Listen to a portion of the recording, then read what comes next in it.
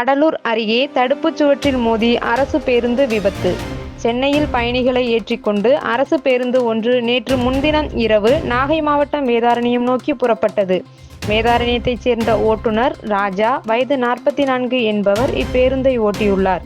கடலூர் அருகே ரெட்டிச்சாவடி மலட்டாறு பாலம் அருகில் நேற்று அதிகாலை 3 மணிக்கு வந்தபோது டிரைவரின் கட்டுப்பாட்டை இழந்த பேருந்து சாலையின் நடுவில் இருந்த தடுப்புச் சுவற்றில் மோதி கவிழ்ந்தது.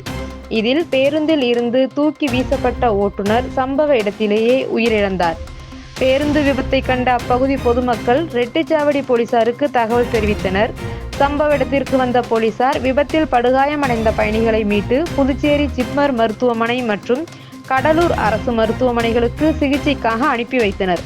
அங்கு அவர்களுக்கு சிகிச்சை அளிக்கப்பட்டு வருகிறது. இதற்கிடையே விபத்தான பேருந்தை பொக்லைன் எந்திரம் மூலம் போலீசார் அப்புறப்படுத்தினர்.